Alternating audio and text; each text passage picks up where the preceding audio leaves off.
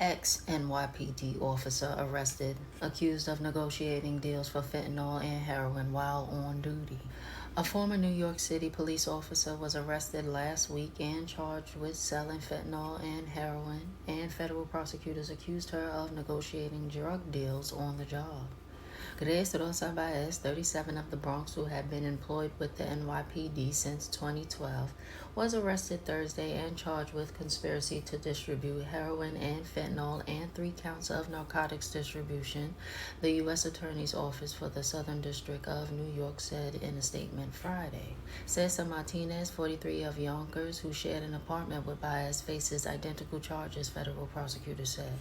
Prosecutors allege that from October 9th to Thursday, Baez and Martinez had multiple conversations with a confidential source who was working with law enforcement about obtaining drugs for the source for negotiated prices, prosecutors said. Baez and Martinez offered to sell kilogram quantities of fentanyl, heroin, and cocaine, prosecutors said. U.S. Attorney Damian Williams said in the statement, Grace Rosa Baez took an oath to protect and serve the people of New York City. As alleged, she flagrantly violated that oath by pushing poison, including fentanyl and heroin, which are driving the nation's deadly opioid crisis and have been responsible for thousands of tragic deaths in the city and around the nation. What is a psychotic break, you ask? A psychotic break is an episode of psychosis in which an individual loses touch with reality. It's characterized by disruptions in thoughts and perception, making it difficult to distinguish what's real and what isn't, according to the National Alliance on Mental Illness. Psychosis is not a diagnosable condition in itself, but it may be a symptom of a serious mental health condition, such as schizophrenia, severe bipolar disorder, or severe depression. An episode of psychosis may also occur on its own without an underlying diagnosis. A psychotic episode often includes symptoms such as delusions, hallucinations, and incoherent speech. Unless there is an underlying condition, psychotic episodes are often temporary, resolving after 24 to 72 hours, says Michelle Lino, PhD, a psychologist in Farmington Hills, Michigan. Many people respond well to treatment and can avoid experiencing additional episodes of psychosis, notes the Center for Addiction and Mental Health. Signs of a psychotic episode. Experiencing a psychotic episode can be frightening, notes Shauna Springer, PhD, a psychologist in San Francisco. People who have had a psychotic break may not be aware they have lost touch with reality. Sometimes it takes a gentle observation from a loved one before symptoms of psychosis are addressed.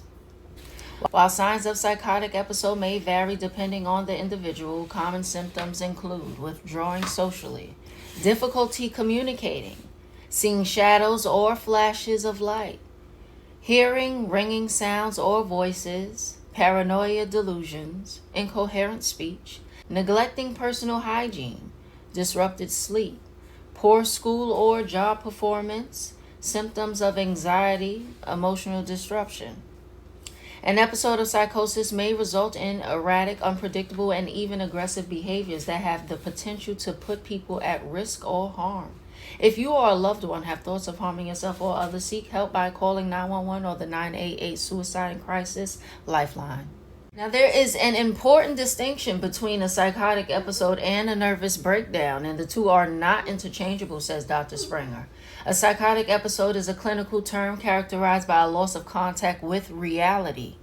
A nervous breakdown is used colloquially to describe a stressful, demanding, or traumatic moment in which an individual doesn't have adequate coping skills, she notes. While some nervous breakdowns include symptoms of psychosis, others may occur without them, she adds. Someone who has had a nervous breakdown is unable to function and may be gripped by vegetative depressive symptoms or panic attacks without psychosis, Dr. Springer says. What triggers a psychotic episode, you ask? There isn't one singular cause of psychosis, though a number of factors may contribute, such as an underlying mental health condition, genetics, physical illness, trauma, sleep deprivation, prescription medication, or substance abuse. In older age, an episode of psychosis may be a symptom of a neurological disorder such as Alzheimer's disease or dementia. It's not always a major event or serious medical problem that causes psychosis, says Dr. Springer. In sleep disruption studies, people who become chronically exhausted may experience some psychotic symptoms, though this would generally resolve once they become rested. Who is at risk of a psychotic episode? Anyone can experience a psychotic break, says Dr. Lino. In fact, over the course of a lifetime, three in 100 people will experience an episode of psychosis, according to the NAMI. There are certain populations that have an increased likelihood of a psychotic break. These include teenagers and young adults. Due to hormonal fluctuations impacting the brain during puberty, teens and young adults may have an increased risk of psychosis. People with a genetic link. Having a family history of psychosis may elevate an individual's risk, says Dr. Springer. Individuals who misuse substances. While substance use alone doesn't cause serious mental illness, it may provoke a psychotic episode in someone who is already vulnerable to psychosis, such as those with an underlying mental health condition. Treatment for an episode of psychosis may involve a combination of medications, talk therapy, support, and lifestyle changes. These may include antipsychotic medications such as clozapine and olanzapine, cognitive behavioral therapy, a method of therapy that works to change thought patterns and is the standard therapeutic treatment for psychosis. Coordinated specialty care, a team approach that combines the individual, specialists, and loved ones to create a personalized treatment plan, including peer support, medication management, family education, and more. Implementing a CSC after the first psychotic episode can improve clinical outcomes while keeping individuals in treatment, socially connected and on track academically or professionally for longer periods. Brief hospitalization may be necessary if the individual is at risk of harming themselves or others.